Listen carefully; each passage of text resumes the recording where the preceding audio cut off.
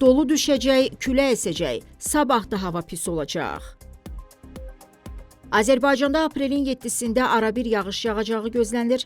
Report xəbər verir ki, bu barədə Milli Hidrometeorologiya Xidməti məlumat yayıb.